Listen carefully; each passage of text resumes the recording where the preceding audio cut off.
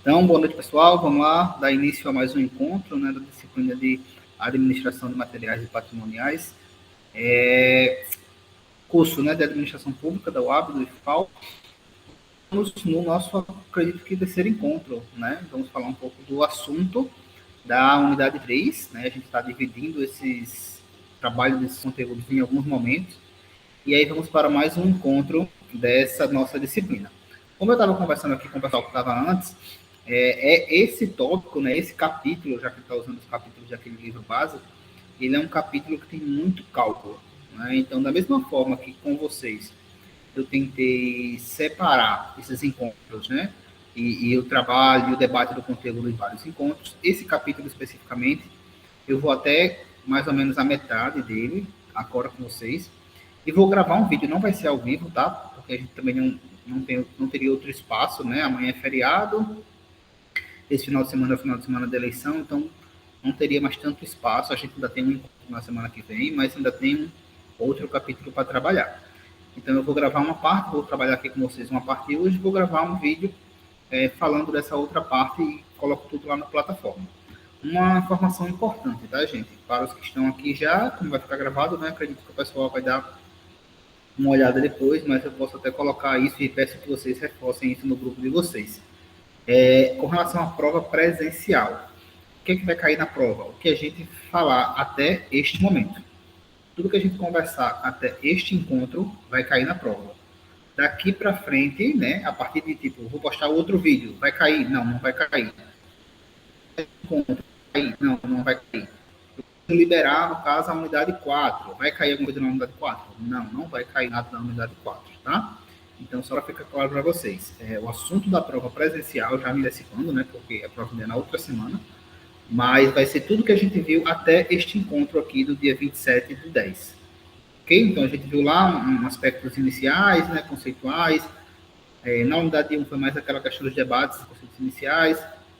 A gente falou de classificação na unidade 2 e vai cair dessa unidade, que é a unidade de gestão de até este momento, tá? A gente ainda vai trabalhar alguns outros conteúdos, mas não vai mais cair. Daqui para frente não vai cair mais na prova, ok? Então, a gente tem, só para reforçar também a questão das atividades que vão compor a nota de vocês, né? Vocês tiveram lá uma atividade inicial lá de classificação ABC, né, que foi inclusive prorrogada.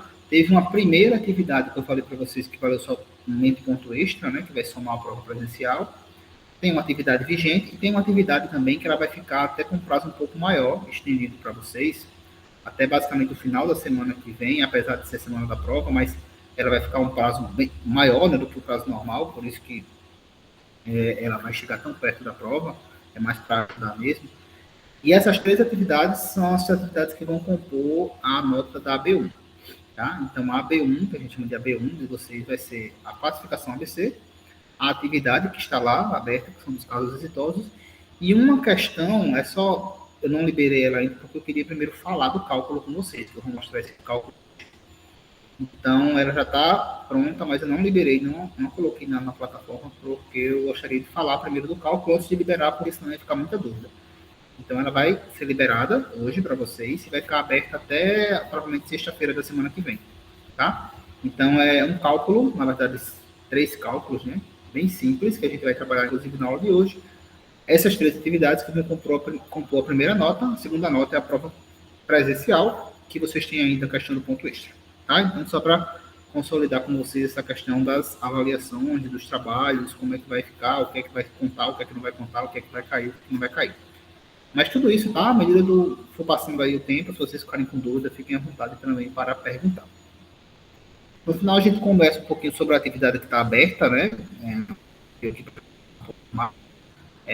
Vou deixar para o final, porque pode ser que vá chegando mais gente também, e aí se eu tenho mais dúvidas, tá? Eu vou projetar aqui a nossa tela para a gente conversar um pouquinho sobre o aspecto que eu separei, né? Sobre a parte de gestão de estoque que a gente vai trabalhar hoje, tá? Só um instante.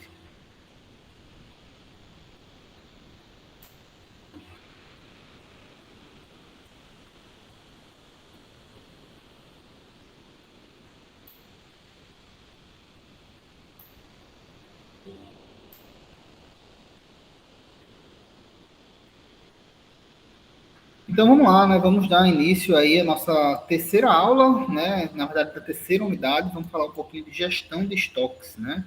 É um tema bem interessante, é um tema que, observem lá no capítulo que fala de gestão de estoque, acho que é o capítulo 3, inclusive mesmo, do livro, que são vários cálculos, né? Então é um tópico com um pouco mais de cálculo ali, um pouco mais de ferramentas de controle que a gente chama, né? A gente sai um pouco daquele aspecto mais conceitual e passa para uma análise um pouco mais voltada para números.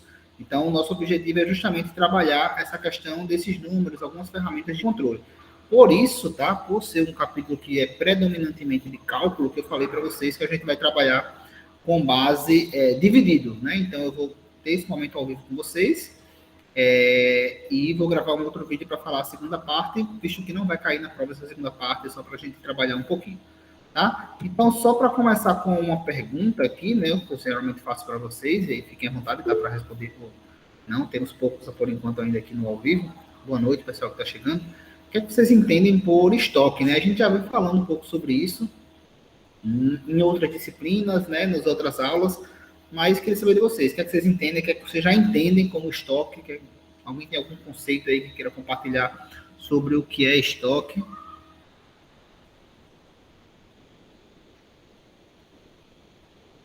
Não? Tá, eu trouxe três conceitos aqui para vocês, tá? Tenho certeza que todo mundo estava muito interessado em falar. Está falando no chat, tá vendo? Mas basicamente é isso aí. Tem a ver com armazenamento de produtos.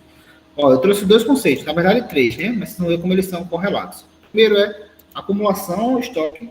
Tem a ver, parece muito com o conceito que a Alessandra falou, ó. Acumulação armazenada de materiais, né, produtos, itens qualquer, em um sistema de transformação. Ele está falando que você vai pegar material e você vai transformar esse material, geralmente matéria-prima, em produto acabado. Esse é um conceito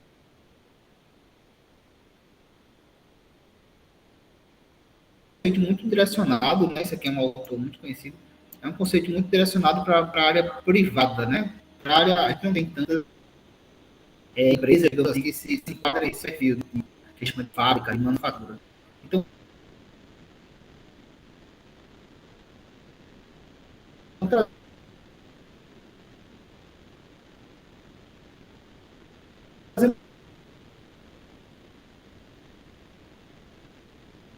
que vão ser, que vão permanecer ali guardados, preservados para um uso oportuno, para um uso posterior. Então, observe que é um conceito genérico, né, mas é um conceito muito parecido com aquilo que vocês, inclusive, falaram. A Alexandra comentou aí no chat. Então, outro conceito aqui um pouco mais elaborado é toda porção armazenada, ou seja, parte de algum item, parte de algum material, que tem um valor econômico, geralmente a gente armazena, né? Os itens que a gente armazena, a gente compra, a gente adquire, então tem um valor econômico ali para a instituição. É reservado para o emprego, para a utilização no momento futuro, quando se mostrar necessário em alguma atividade ali da organização. Então, observem que os conceitos eles são semelhantes, né? E como eu falei para vocês, são conceitos que a gente já vinha trabalhando ali ao longo da disciplina. Mas, pessoal, não sei se vocês já pararam para pensar, né, que manter itens no estoque, manter itens no almoxerifado, é uma coisa que custa, né? É uma coisa que a gente é oneroso, né? Como está aqui. Então, existe um custo naquele tipo de atividade. Então, assim, muitas vezes as empresas elas precisam, né? Muitas vezes não, elas precisam estar o tempo todo, na verdade, buscando equilibrar, né? A gente já falou sobre isso, equilibrar essa questão do estoque. Qual é a quantidade ideal que eu tenho que ter no meu estoque, né? É necessário eu ter o estoque? Sim, é necessário, né? Por diversos motivos. Eu linkei alguns aqui para vocês. Mas a gente sempre vai ter que tentar encontrar esse equilíbrio, tá?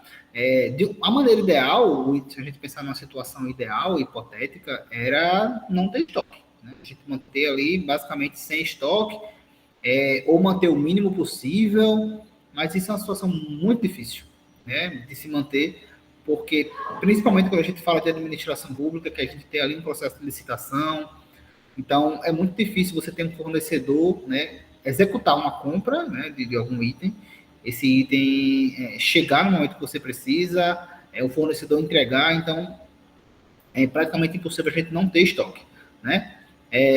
Então, assim, quando a gente fala que é importante que a gente equilibre, é porque, como eu falei para vocês, tem custo, né?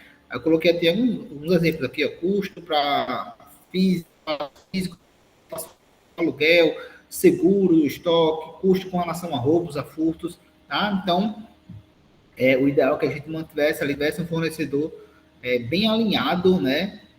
Para que a gente mantivesse de estoque o mínimo possível. Só que a gente sabe que isso é bem difícil, né? É muito difícil a gente ter isso na administração pública, que, como eu já falei para vocês, muitas vezes os processos, né, de licitação a gente não consegue ter, digamos assim, uma celeridade muito grande, né? Por mais que o processo ele esteja organizado, que ele vá fluir normalmente, mas é um processo que leva tempo, então por isso a gente sabe que existe sim a necessidade de manter estoque, tá? Então eu trouxe aqui algumas razões, né? Uma vez que a gente entende que sim, precisa ter o estoque, né? É oneroso, tem um custo relacionado a isso, mas a gente entende que, principalmente na área de administração pública, é importante a gente ter, a gente não tem como fugir muito dessa realidade. Então eu trouxe aqui algumas razões, né, para justificar, inclusive, a questão da manutenção, ou seja, por que ter estoque. Primeiro, tá? Então, primeiro a gente vai ter estoque, porque isso, ter estoque, né, no almoxarifado, na nossa empresa, pensem lá, guardando produtos no meu almoxarifado, protege a organização de oscilações de demanda. O que é uma oscilação de demanda, tá, gente? Então, a demanda nada mais é do que a requisição desse material que está armazenado. Tá? Então, imagine que você está lá num setor, né, numa escola, por exemplo, e aí você tem um almoxarifado para material que serão utilizados pelos professores. E vai ter um evento na escola, por exemplo, vai ter uma feira de cultura. E o material da feira de cultura vai ser o material do almoxarifado. Observe que existe ao longo do ano uma demanda normal por material, mas por conta de um evento vai ter uma demanda acima da média. Ou seja, houve uma oscilação para cima, né, no caso, da demanda. E se você não tivesse estoque daqueles itens, né, provavelmente quando o pessoal fosse lá procurar, no almoxarifado não ia ter. E ia comprometer a questão da realização da atividade. Então é importante sim que se tenha estoque para manter, né, para organizar, para prever, né, esses momentos de oscilação de demanda. Então, para se proteger desse momento de oscilação de demanda. Para quando precisar, né, precisou acima do normal, não, tem no estoque. Então é importante que a gente tenha. Esse é um primeiro motivo. Segundo motivo, tá? Proteger de oscilações do mercado. Observe que quando a gente fala de demanda, a gente está falando da necessidade da organização, tá? Quando a gente fala de mercado, é para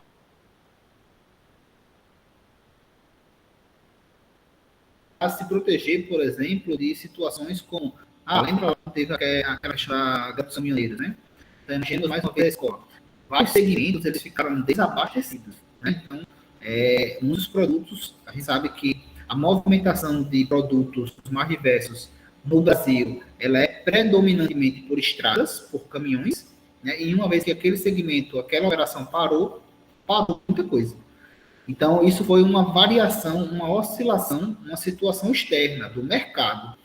Então, imagine, as empresas que não tinham estoque, ou não tinham estoque suficiente para continuar suas atividades, elas sofreram, né? Então, você ter estoque no almoxarifado, né, independente do tamanho do almoxarifado, é importante para você se proteger também dessas questões de mercado, essas variações, esses imprevistos, essas oscilações aí do mercado, tá? Terceiro ponto, né, o estoque ele pode ser uma oportunidade de investimento.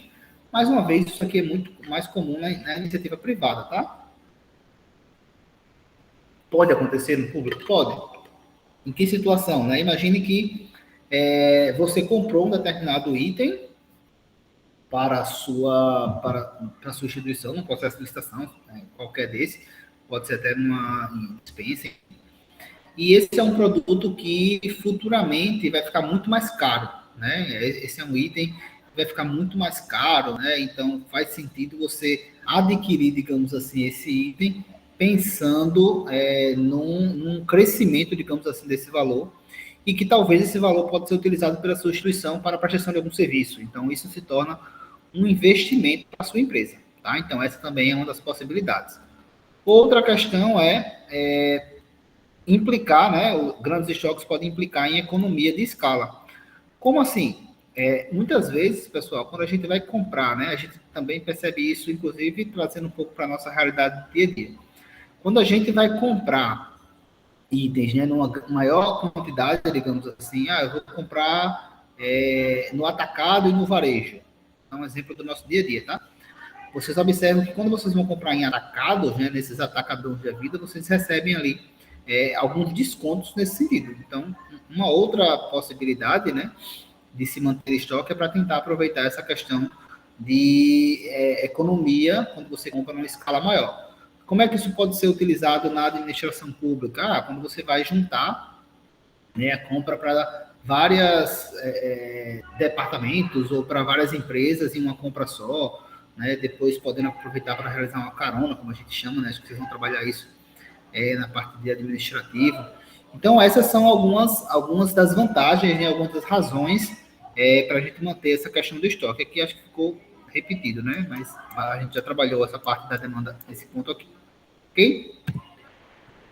E aí, pessoal, a gente percebe que existem custos atrelados à manutenção, digamos assim, e à gestão do nosso estoque, né? A gente já falou que o estoque é necessário, já entendemos que existem razões para isso, mas isso não restringe, né, os custos que estão atrelados à manutenção e à operação de um estoque, tá? Existe, basicamente, né, o autor até divide esses custos em três grupos, né? Os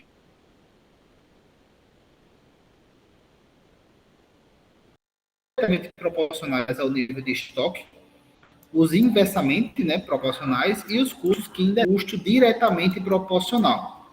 Significa que quanto mais estoque você tiver, maior vai ser o seu custo. Tá? O que é um custo inversamente proporcional? É um custo que, quanto mais estoque você tiver, menos custo você vai ter. Ou quanto menos estoque você tiver, mais você vai ter esse custo. Então, existe essa questão dessa inversão.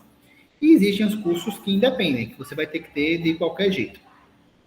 Coloquei aqui até alguns exemplos para vocês, tá? Então, dos diretamente proporcionais, quais são custos que, à medida que você tem mais estoque, você tem mais esse tipo de custo, tá? Espaço físico, pensem, né? Se eu tenho uma quantidade maior de itens para armazenar, consequentemente, eu vou precisar de um espaço maior para armazenar, tá? Então, observe que quanto maior a quantidade de itens que eu tenho, maior vai ser o espaço, e esse espaço geralmente tem custo, seja um custo de aluguel, seja um custo para a construção desse espaço, né? E aí, consequentemente, tudo que vem decorrente disso, né? Se você tem um espaço maior, você tem energia, você pode ter, sei lá, IPTU, se for algo que esteja atrelado ali ao aluguel, né? Se for um aluguel que geralmente dentro está questão de IPTU, existem condomínios logísticos, né? Que você geralmente também paga uma taxa relacionada a isso. Outros custos que quanto mais estoque você vai ter perdas, avarias, que a gente chama de avaria. Então, quanto mais itens você tem, maior a possibilidade desses itens sofrer ali a questão de avaria. Depreciação, né? Então, quanto mais itens você tem no seu estoque, mais a possibilidade desses itens irem perdendo valor ao longo do tempo. Então, observem que são custos proporcionais à quantidade de itens que você tem. Existem, inclusive, alguns cálculos, né? O livro traz alguns cálculos para você, que, se você quiser, no caso, aprofundar nessa questão do custo, né? De custos relacionados a custos logísticos. Né? Então, a gente faz ali uma relação entre esse custo, né, ao longo do tempo, para entender mais ou menos qual seria o impacto do nosso estoque. Passando para um inversamente proporcional, né, como eu disse, é o contrário. Né? Então, são custos relacionados a... Imagine que você tem menos estoque e um principal exemplo nesse caso é um custo de pedido. Então, assim, se você tem menos estoque, significa que você vai precisar pedir mais. Né? Você não vai ter um espaço tão grande porque você tem menos estoque. Eu quero ter um estoque pequeno. Beleza. Se você quer ter um estoque pequeno, você vai diminuir esses custos de espaço físico, né? Ok. Em compensação, você vai aumentar um custo de pedido. Você vai precisar pedir mais e tudo que envolve um pedido. Você vai precisar comprar mais vezes. Né? Então, você vai todos os custos que estão atrelados à realização, por exemplo, de um processo licitatório. Né? Desde o processo de divulgação, a questão de pagamento de uma equipe, né? Existem alguns locais que tem pagamento para pregoeiro, esse tipo de coisa. Então, são custos que vocês vão ter por ter um estoque menor e, consequentemente, vão ter que realizar ou pedidos ou processos de compra num volume, na quantidade muito maior. Então, são custos relacionados inversamente proporcional à quantidade de estoque, né? Você preferiu ter um estoque menor, ok. Em compensação, você vai ter que realizar mais compras ou mais pedidos, e aí existem custos relacionados a isso. E outros independem, tá? Que são os independentes, né? Como o próprio nome está sugerindo, que aí está relacionado até certos materiais de expediente, custo com salário, por exemplo, de funcionários, né? Então, são custos que não tem tanta relação, digamos assim, com essa questão do nível de estoque médio, né? Você pode até pensar assim, não, mas se for um estoque maior, talvez eu precise de mais gente. Mas normalmente, né, a diferença, digamos assim, ela é pequena. Como assim? Então, geralmente as empresas elas têm um padrão, né, de funcionários, até porque empresa pública, né, existe uma limitação, seja de funcionário, né, de servidor realmente público ou até de comissionado. Então, existe mais ou menos um padrão para esses espaços, né? E geralmente você vai ter que ter realmente pessoas, e, como eu falei, um número padrão, e que vai depender da quantidade de estoque. Só se for realmente uma diferença muito grande, aí você vai precisar realmente de mais pessoas. Tranquilo? Tranquilo até aqui? Dúvidas? Então, vamos para frente. E aí, é um momento que a gente entende que é preciso, existem razões para ter um estoque, mas existem custos atrelados a esse estoque, a manter esse estoque, né? A gente precisa entender que é importante que tenhamos ferramentas, né, que auxiliem o controle desse estoque. E o ponto de partida, pessoal, sempre é a questão da demanda. Tá? A gente falou ali atrás, esse aqui sempre é o ponto de partida. Por quê? Imagina, quanto de estoque eu vou ter na minha empresa? Vai depender de quanto vai ser demandado pela minha empresa. Então, eu vou ter que analisar, eu vou ter que ter uma ideia de quanto vai ser demandado pela minha empresa, para aí sim eu comprar, adquirir, no caso, estoque, e aí, consequentemente, manter esse estoque na minha instituição, tá? Então, é importante que a gente entenda que existem métodos, né? Existem ferramentas que nos auxiliam nessa previsão da demanda, tá? Então, assim, isso é importante por quê? Porque no processo licitatório, por exemplo, quando a gente for estabelecer quais itens e a quantidade de itens que eu vou comprar a quantidade de cada item que eu vou comprar, eu vou ter que ter algum parâmetro, assim, eu vou comprar quantos? Com base em quê? Né?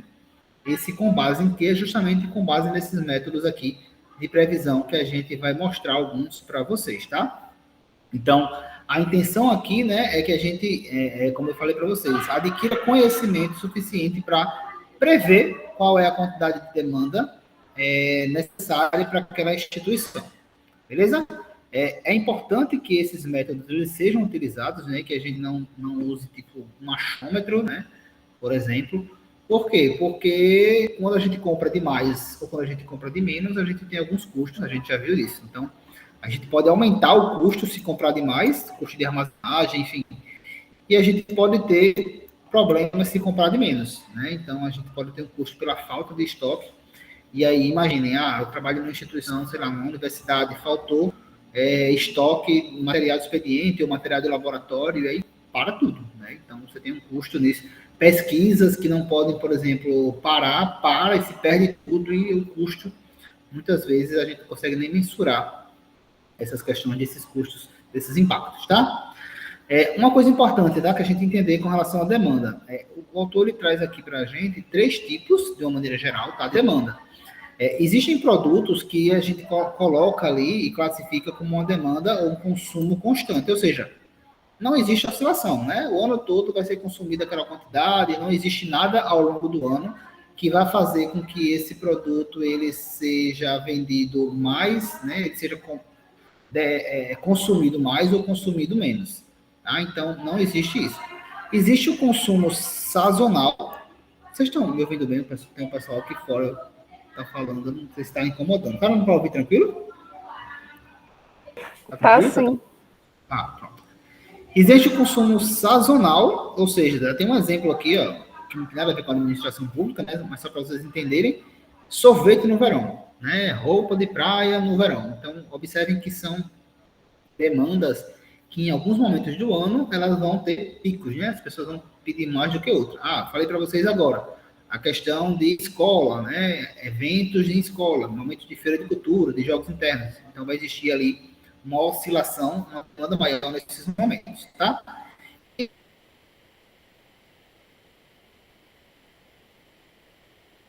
E existe o que a gente chama de consumo de tendência, que é basicamente aqueles itens que estão diminuindo o consumo, né? Sei lá, entrou em desuso, disquete, né? Não sei se é para vocês. Né? Ah, acho que tem um estoque de disquete. Então, aquilo ali, ela está basicamente decrescendo, né? Então, a gente observa que ele está deixando de ser demandado, né? E, consequentemente, provavelmente a gente vai deixar de comprar. Né? Isso já aconteceu com vários itens, né? Citei disquete aqui, mas é o próprio CD mesmo, a gente nem usa mais, é pendrive, cartão, memória, enfim. Tantas outras coisas aí que a gente, ao longo do tempo, deixou de usar. Tranquilo?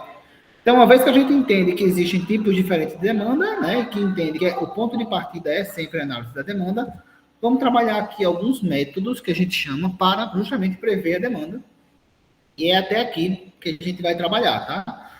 Como eu falei para vocês, a gente vai dividir, né? Eu vou mostrar para vocês como é que funcionam basicamente essas quatro formas, né, de a gente prever a demanda. E a gente fecha aqui por conta dessas questões, que são justamente as questões que vão fundamentar a última atividade, e é até aqui também que a gente vai com a prova. Vou só mostrar mais uma parte conceitual do que vai ser a segunda etapa dessa aula, porque essa parte conceitual dá para a gente entender e trabalhar aí na atividade. Mas voltando para cá, tá? Com relação... Aqui ficou classificação metéorica. Não, aqui no caso a gente segue método de previsão de demanda. Vamos sair, trocar.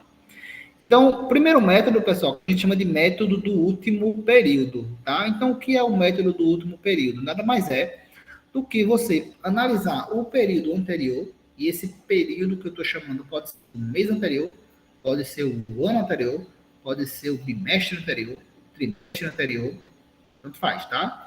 Então, é basicamente eu analisar o período anterior e eu replicar, usar esse mesmo valor para o período seguinte. Exemplo, estamos no mês de outubro, né? E aí eu quero saber assim, qual vai ser o valor demandado para novembro? Eu olho o valor demandado de outubro e digo que, novembro a gente vai ter a mesma demanda de outubro. E aí eu chego no valor, foi solicitado, foi demandado 30 itens. Isso no nível de mês, né, para controle. Vamos supor que eu quero realizar uma nova licitação. Eu vou comprar, sei lá, escola, vou comprar apagador. Essa licitação aqui vai ser para atender o ano todo. Eu vou comprar quantos? Eu vou olhar quanto foi utilizado, quanto foi demandado no ano anterior. No ano anterior, a gente utilizou 100 unidades. Então, eu vou comprar 100 unidades, por exemplo. Então, essa é a forma que a gente chama de método do último período. Observe que é bem simples, né? Mas observe que a gente utilizou um valor, utilizou um parâmetro e a gente não está chutando nada. A gente está utilizando a referência de um período, de um ano, de um mês, de um trimestre anterior. Beleza? Vou mostrar para vocês, inclusive, daqui a pouco no livro de vocês com os cálculos, tá? O segundo método é o método da média móvel ou média aritmética, né? Tanto faz, tá? Então, esse método nada mais é do que você pegar e fazer uma média. Se a gente tá, tipo assim, eu quero saber qual vai ser a demanda de novembro. Eu posso pegar os meses anteriores, e aí pode ser todos, tá? De janeiro até outubro. Eu posso pegar os 3 últimos meses e olhar qual foi a demanda. Em outubro demandaram 10, em setembro 8 e em agosto 10. Pego esses 3 valores, somo os 3, divido por 3, faço uma média e projeto isso para novembro.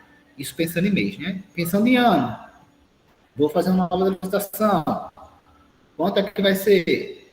Eu vou olhar quanto foi consumido de apagador usando o mesmo exemplo. Nos anos de 2022, 2021 e 2020.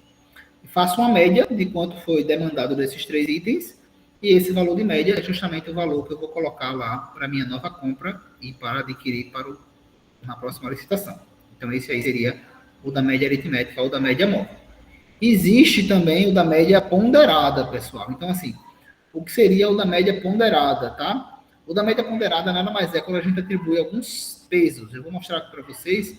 A gente vai utilizar períodos anteriores, Sendo que eu vou colocar nesses períodos grau de importância. Por exemplo, vou mais uma vez comprar apagador na licitação. Vou utilizar os 3 últimos anos que passaram, né? 2020, usar esse ano, 2022, 21 e 20. Sendo que para mim o 22 foi um ano mais importante, porque 2020 teve a pandemia, então a gente trabalhou, foi só um pedaço. Então eu vou atribuir alguns pesos, tá? A cada um desses anos. Eu vou dizer que o 2022 foi o mais importante para essa minha referência, 2021 intermediário, 2020 o menos importante. Eu vou atribuir alguns pesos e eu vou usar esses pesos na minha conta e automaticamente definir qual vai ser o método. E por último, tem esses outros métodos aqui, que são métodos mais complexos, digamos assim, que é o de suavização exponencial ou média exponencial e o de mínimos quadrados, né? Eu vou até mostrar para vocês, para ficar mais fácil, deixa eu mostrar para vocês logo no livro de vocês, porque já tem, inclusive, com um cálculo, né, que é justamente o cálculo que a gente vai trabalhar. Na,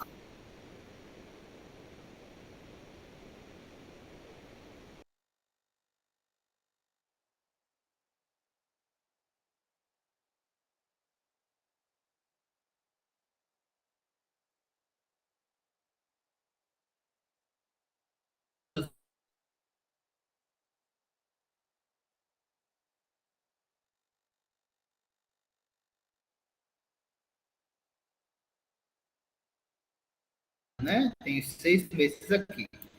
Ele vai fazer uma média, nesse caso aqui, ele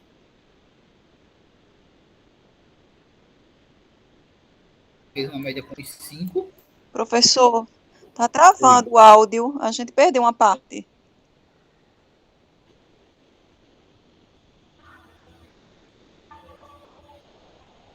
estão me ouvindo agora?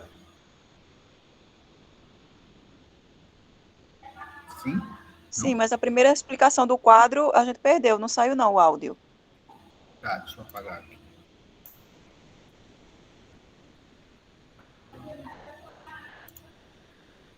Tá. Ó, aqui a gente falou, né? Um período só repetir. Aqui, ó, é uma média aritmética, tá? Então, como é que funciona a questão da média aritmética, ou média? Ele está calculando, ele quer achar a demanda para julho, tá? Aí tem aqui os 6 meses anteriores, né? De janeiro até junho. E o que foi demandado para cada um desses meses. Ele pode fazer uma média dos 6 meses, ou ele pode escolher. Nesse caso, né, o exercício pediu para fazer uma média dos 5 períodos, os últimos 5. Então, ele pegou o de junho, que é 29, colocou aqui. O de maio, 32, colocou aqui. De abril, 34, aqui. Março, 41, aqui. Fevereiro, 33, aqui. E aí foi um cálculo de média. Né? Como é que a gente calcula uma média? A gente soma todos os itens, tá? Então, ele somou, tá? Você está em parênteses aqui, somado. E depois você vai dividir pela quantidade de itens. Nesse caso, 5, tá? Então, ele somou tudo e dividiu por 5. E aí ele chegou, né, num valor de 33,8, arredondando, deu 34 unidades. Então, a previsão de consumo para julho é justamente de 34 unidades. Isso pelo método da média móvel. Tranquilo? Deu para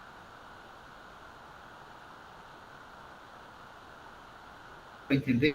Dúvidas?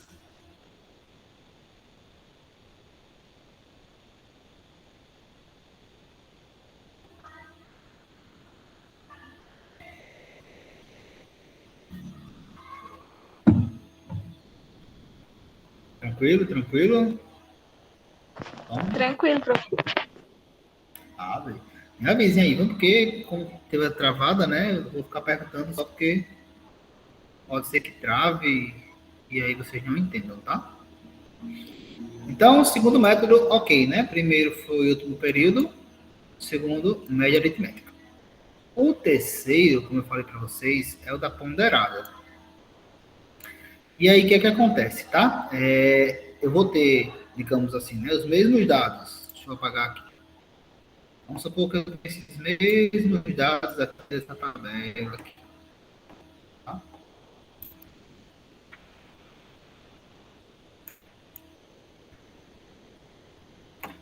Esses mesmos dados aqui.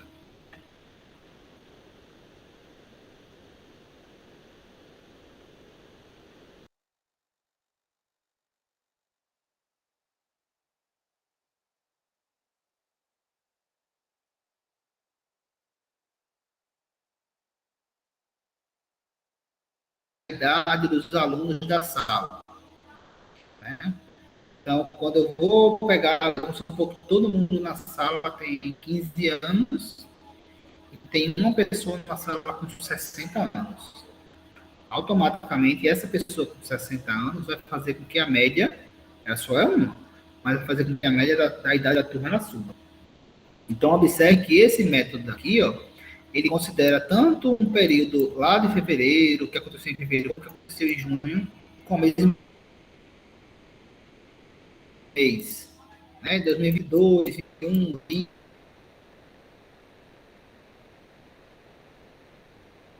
20, 19, 18, 17. Quando eu faço uma média, eu estou considerando que não é, né? Então, o que é que a gente faz? A gente atribui alguns pesos para esses valores. Esses pesos, pessoal, usando até o exemplo do livro, tá? Ele pegou, no caso, para a média ponderada, somente os 3 itens, tá? Então, ele pegou somente os 3 últimos períodos aqui. Então, pegou os 3 últimos só. Então, abril, maio e junho.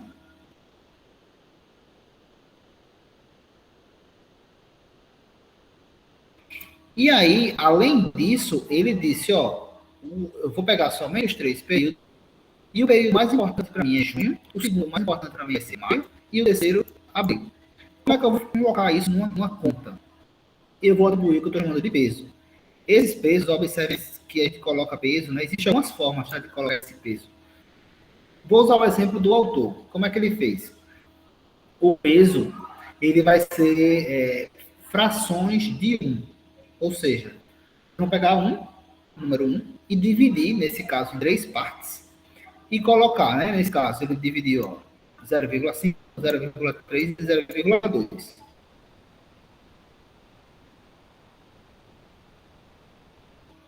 E observe que só disso aqui dá 1, tá? Então ele pega, né, esses 3 valores aqui, 0,5 é um valor maior, ou seja, um peso maior, 0,3 um valor intermediário, não um peso intermediário, 0,2 um peso menor, ou seja, um valor menor. Então, para o item que eu considero mais importante, para o período mais importante, eu coloco o peso 0,5, para o intermediário 0,3 e para o menor 0,2. Foi o que ele fez aqui. Observe que ele colocou 0,5 vezes 29, ou seja, ele colocou para este daqui de junho 0,5, para maio 0,3 e para cá 0. Isso aqui são dá 1. Tranquilo até aí? Sim, sim. Tranquilo? Tá ok? Sim, sim, sim. Alguém disse sim? Alguém? O meu continua travando. Você, Alexandra. Quem tá falando? Alexandra. Tem alguém mais que tá travando?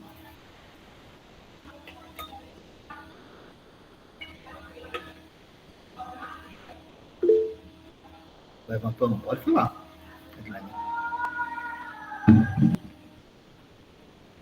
Pode falar, Edilene.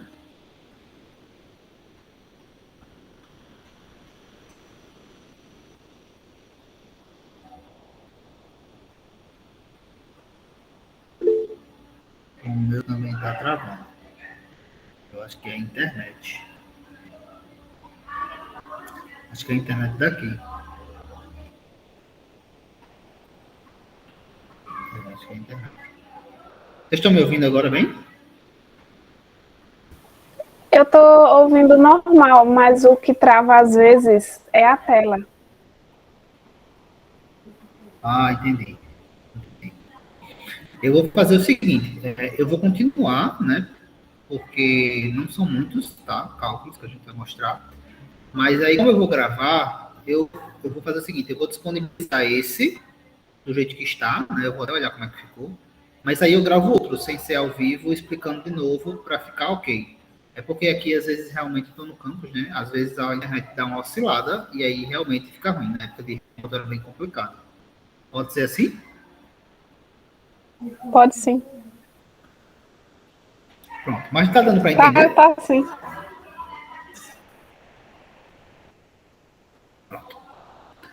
Então, só para a gente continuar aqui, né? A gente pegou somente os 3 últimos e atribuiu o peso, né? Esse peso, segundo essa forma de distribuição de peso do autor, né? Ele pegou o número 1 e dividiu em partes, né? E aí foi colocando uma parte maior para o período maior, uma parte intermediária para o intermediário e uma parte menor para um menor. Existem outras formas? Existem, tá? A gente pode, inclusive, atribuir, tipo assim, de 1 a 3, a gente atribuir, tipo, o peso 3. Em vez de atribuir frações do 1, eu posso atribuir o próprio número, tipo assim, eu vou atribuir 3, como são 3, 2 e 1. Existe também essa possibilidade. Mas, enfim, vamos usar o exemplo para não confundir, que está sendo dado pelo nosso livro, tá?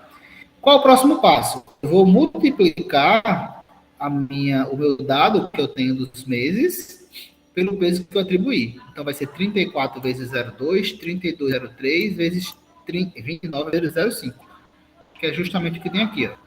0,5 vezes 29, aí tem um mais que vai somar. 0,3 vezes 22 e 0,2 vezes 34. E aí, depois a gente soma essas 3 multiplicações. Normalmente, pessoal, na média ponderada, a gente iria dividir esse valor aqui que a gente achou, vou apagar, para não ficar muito garrachado, a gente ainda iria dividir esse valor aqui todo que a gente achou pela soma dos pesos, tá? Então, só para ficar mais claro aqui, eu ia multiplicar um pelo outro, e aí eu vou achar novos valores aqui, certo? Então, vou fazer 34 vezes 0,2, coloco aqui. 32 vezes 0,3, coloco aqui. 29 vezes 0,5, coloco aqui. Aí ele somou, né? Observe que ele somou aqui os resultados. Ó. Então, ele já fez direto, né? Somou aqui, ó, uma soma, outra soma. E, normalmente, a gente, como eu falei para vocês, soma também o peso e depois divide esse resultado aqui pela soma dos pesos. Por que não tem nada aqui embaixo? Porque, lembra eu falei para vocês que ele pegou o valor 1 e dividiu em pedaços? Então, é como se ele estivesse dividindo pela soma de pesos. Qual é o valor da soma dos pesos? 1. Então, o valor dividido por 1 é o mesmo valor. Tá? Então, por isso que não tem nada aqui. Já fica direto, com somente os pesos, né? E depois somando. Estou falando isso porque pode ser que vocês encontrem em outro material, né, uma média ponderada, que tem lá a atribuição dos pesos, multiplica, soma e depois divide pela soma dos pesos. Aqui não foi o caso porque a gente está utilizando o método de distribuição de peso para ações de 1. E aí chegamos ao valor de 30,9, arredondando 31 unidades. Tá? Então, esse terceiro método, já falamos 3, né? Último período, ponderado. Aí vamos para o próximo. Tranquilo até aqui.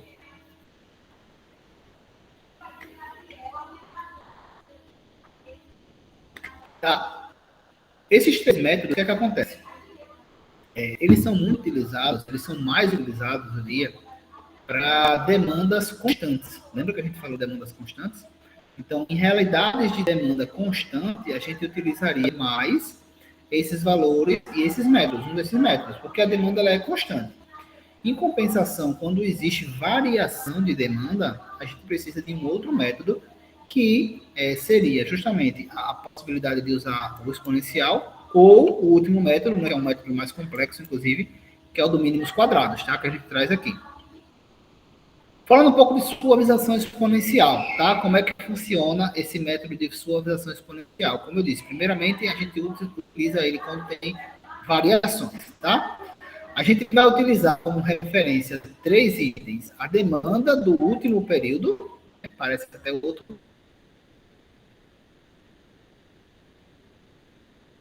método, mas a gente está pegando a demanda do último período, o consumo real do último período. Como assim?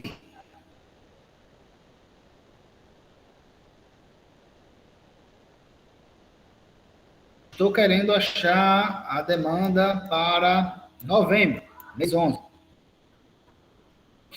Mês 11. O que seria a previsão do... Vou utilizar o consumo real do período anterior. Então, teve uma previsão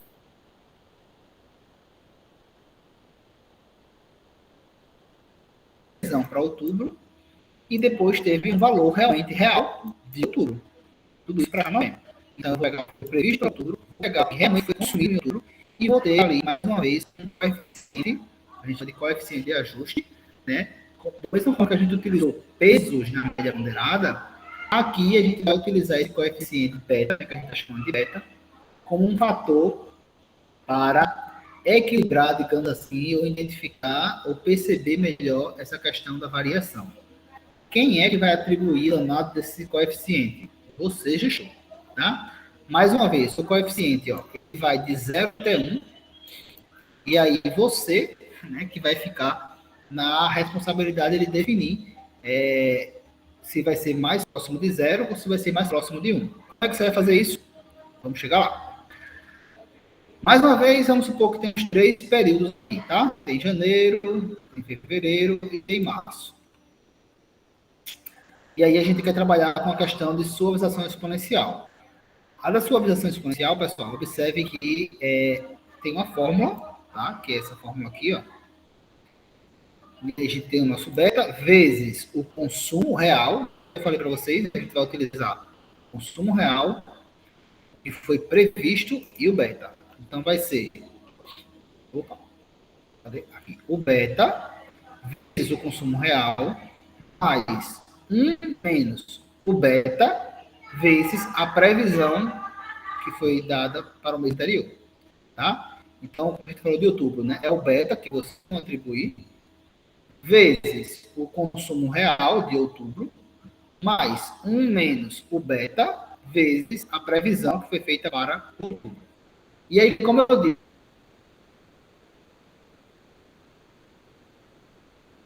disse, quem é que vai definir que vai ser esse beta?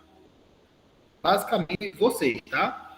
Então, observem que aqui no exercício ele colocou um beta igual a 0,2. Certo? Então, ele colocou aqui um beta igual a 0,2. Deixa eu ver aqui. O que significa isso, né? E aí ele nem chega a executar aqui a questão O que significa isso, tá? Como é que eu defini se vai ser um beta maior ou um beta menor? Se vai ser um coeficiente maior ou um coeficiente menor. Quanto menor for esse coeficiente, significa o quê? Se eu colocar um valor tipo 0,1, 0,2 para esse beta, o que é que eu estou querendo dizer? Eu estou querendo dizer que eu estou confiando mais na previsão do consumo. Eu estou querendo colocar um peso maior, digamos assim, para essa previsão do consumo anterior, né? Então, você acredita, está falando aqui, que o último período, né, foi a variação que aconteceu no último período foi aleatória. Lembra que eu estou trabalhando com 2 variáveis. Eu estou trabalhando com o que foi previsto para outubro, vou usar outubro para ficar mais fácil. O que foi previsto para outubro, mas houve uma variação, e foi realmente consumido em outubro. Quando eu coloco o meu beta pequeno, eu estou querendo dizer, ó, eu ainda confio que a minha previsão foi correta, mas o que aconteceu de consumo, que foi a variação, foi uma coisa aleatória. Não vai acontecer em novembro. Isso quando eu boto um beta menor.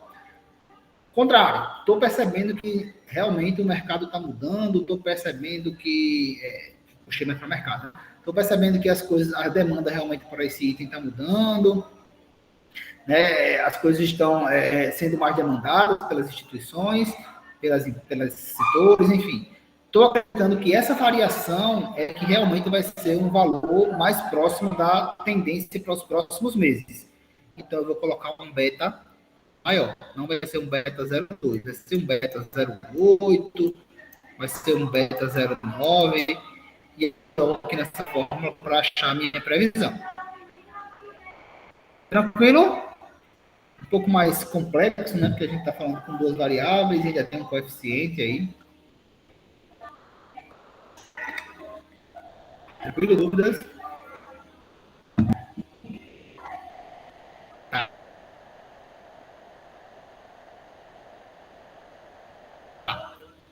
E por último, pessoal, a previsão que a gente tem, que a gente chama de mínimos quadrados.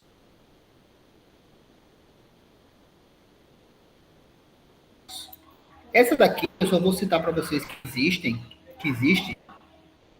mas o que acontece, tá? Ela é uma é seguro, digamos assim, mas ele é um método um pouco mais complexo para a gente fazer na mão. Então, assim, falando de prova, de exercício, isso aqui não cair, tá? Eu vou, inclusive, disponibilizar, se vocês visualizarem isso, implementar. Porque geralmente essa conta aqui, né, dos mínimos quadrados, ela é uma regressão, né? Só que já ouviu falar de regressão linear. Então, o que é que acontece? Normalmente, né, esse tipo de cálculo, né, a gente faz no Excel. O Excel, falando do Excel, já fornece para a gente, porque isso vai gerar uma função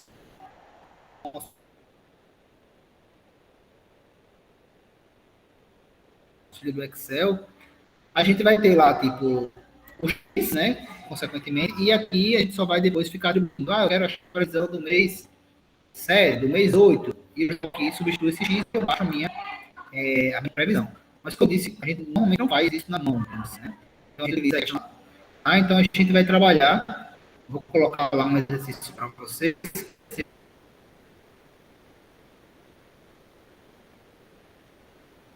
justamente para que vocês calculem uma previsão com base no último período, com base na média móvel, com base na média ponderada e na sua organização exponencial. Basicamente, isso é o exercício que eu vou liberar para vocês. Para entender esses 4 métodos, principalmente os 4 principais que a gente falou.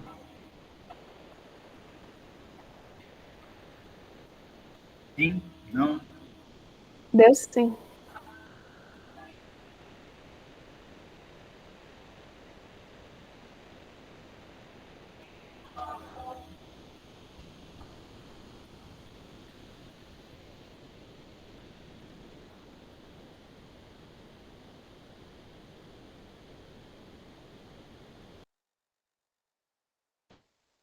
Tá.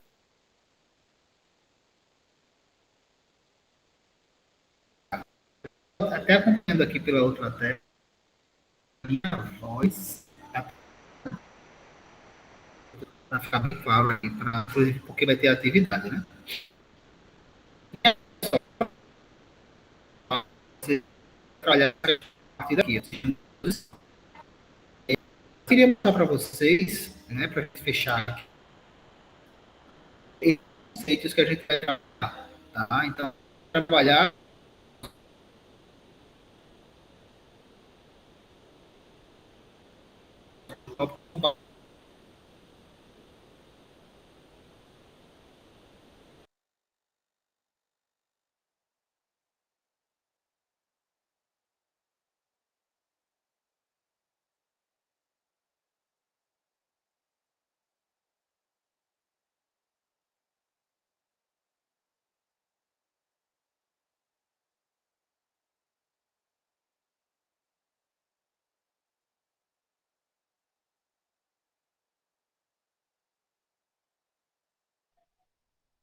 estão me ouvindo?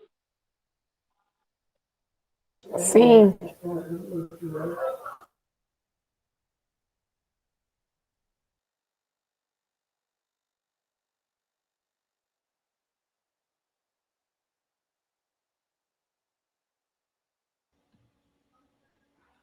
Olá, olá. Realmente a internet estava ruim. Eu caí, vocês verem, eu caí no computador e não caí no celular. Vocês estão me ouvindo agora de novo? Estamos sim. A internet está bem difícil. Deixa eu só terminar aqui, projetar como eu estava projetando para vocês, para a gente fechar, tá? Até porque não vai.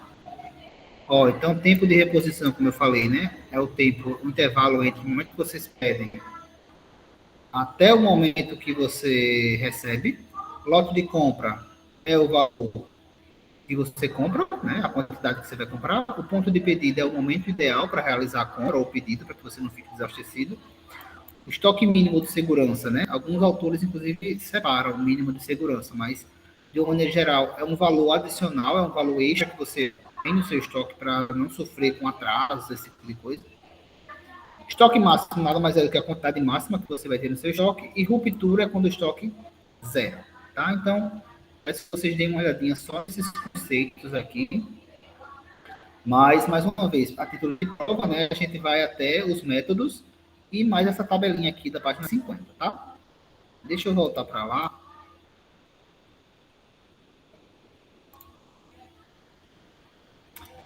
Certo, pessoal. Então, a internet está bem difícil aqui, né? Espero que tenha dado para entender minimamente.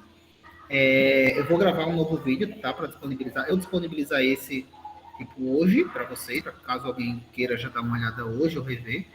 Mas já vou colocar também um aviso, né? Que por conta da internet ficou ruim.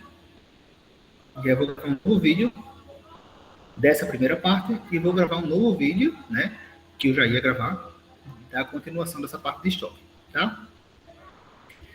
Recapitulando aqui algumas coisas que a gente falou no começo da aula, a gente tem aí com relação às atividades, né? Uma atividade aberta até domingo, né? E vai ter uma atividade aberta que eu estava esperando para liberar hoje, porque eu queria explicar que é justamente a conta, né? Que vocês vão fazer aí, a previsão de demanda com relação ao último período, ponderada, média móvel, média ponderada e exponencial.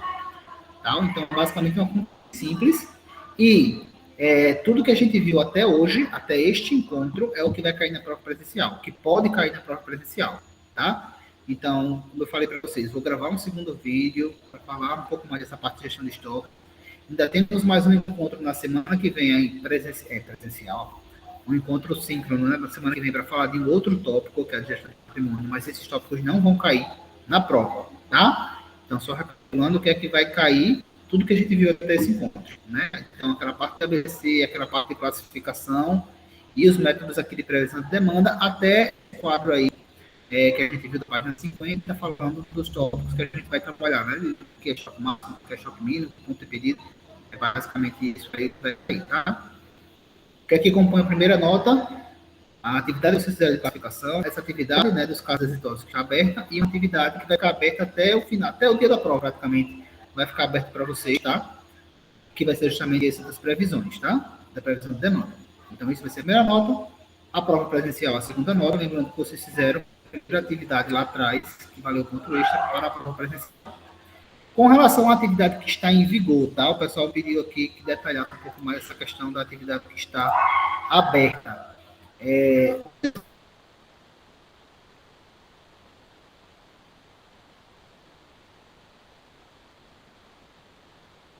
Então, pessoal, basicamente é atividade dupla, né? Acho que todos viram. E é importante que todos utilizaram a gestão de materiais, a gestão de estoque, de almoxarifado, alguma ação que foi realizada em algum estoque, em algum almoxarifado, qualquer ação, da mais simples que vocês acharem, não tem problema. E vocês mostrarem qual é a instituição, né? E eu coloquei localização só para dizer assim, um xerifado, até daqui mesmo, não precisa ser algo da internet, não. Se vocês tiverem acesso a algum, digamos assim, alguma solução que foi feita na empresa de vocês, inclusive, também não tem problema que seja feito. Só diz qual é a instituição, de onde ela é, né? E quais foram os benefícios identificados nessa ação. A empresa melhorou a organização, melhorou o sistema, qualquer coisa foi feita. Eu coloquei lá dois exemplos, né? Que foi aquele caso lá do TRE, né? E o caso lá também, acho que de Maringá, que eu coloquei para vocês, não lembro agora de cabeça. Mas existem vários, tá? Se vocês colocarem na internet, vocês vão achar. Então, coloca aí exemplos de gestão de materiais em empresas públicas, casos exitosos, ou, se vocês acharem mais fácil, pesquisar instituições da região de vocês. Vocês trabalham, né? Quem trabalha na administração pública ou da região de vocês. Não tem problema nenhum com relação a isso. Deu para entender melhor como é a atividade?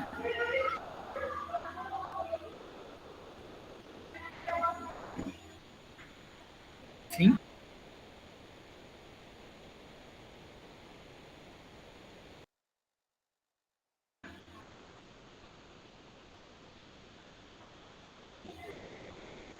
Sim. Deu sim, professor.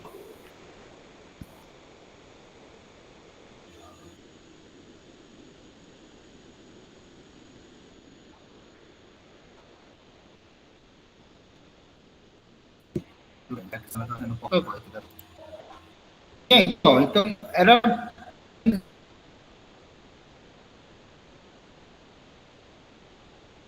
isso que eu tinha.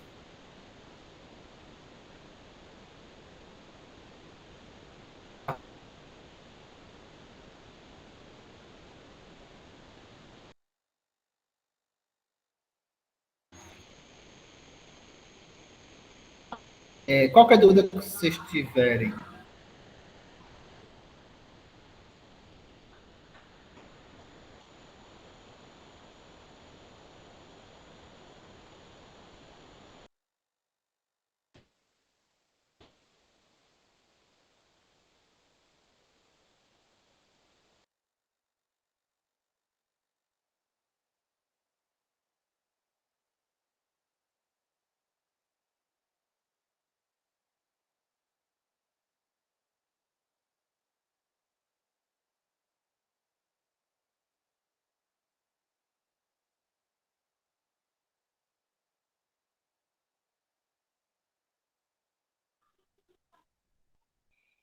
alô, estão me ouvindo?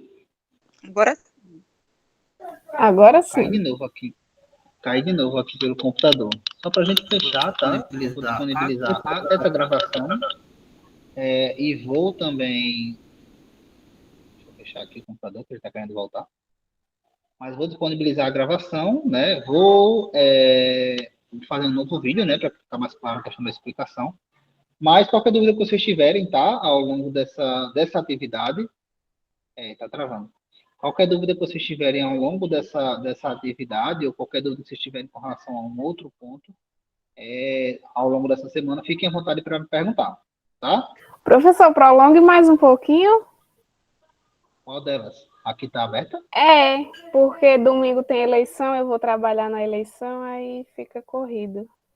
Ah, sim, entendi. Pronto, tá certo. Eu vou esticar um pouco mais. A minha já está quase pronta, sabe? Mas eu quero mais um pouquinho de tempo para finalizar. Pronto, eu vou prorrogar então até terça-feira. Tá bom, terça-feira, né? Pronto, tá ótimo. Até terça-feira e a outra vai até sexta ou até a prova, sem problema nenhum. Tá certo. Ok, gente, peço desculpas aí pela internet, tá? Assim, fortuito aqui, eu tô até no campus, como eu falei para vocês que eu trabalho, mas realmente às vezes dá uma oscilada aqui e é imprevisível, né? Tava até realmente ruim, mas eu disse, não, marquei com os meninos, não vou cancelar. Mas é isso, tá? Vou gravar um material melhor para ficar visualmente melhor para vocês, mas vou disponibilizar esse enquanto o outro não estiver liberado, tá? Porque aí o pessoal já vê como é que foi e tal, mas vou colocar também lá um aviso. Certo? Obrigado aí pela presença mais uma vez de todos. Fiquem à vontade aí para perguntar, questionar, enfim, à disposição, tá, de vocês. Aproveitem aí o material, né? Não deixem de olhar o livro, tá? E as outras matérias complementares e tudo isso, porque você sabe que é importante também para a formação geral, não só esses momentos, né? Mas todo o material está lá. Ok, gente, obrigado, boa noite. Mais uma vez, desculpa aí pela conexão, mas a gente vai se falando e ajustando para os próximos encontros. Obrigado, boa noite, até mais. Tchau, tchau, pessoal. Boa noite, tchau. Até a próxima, valeu.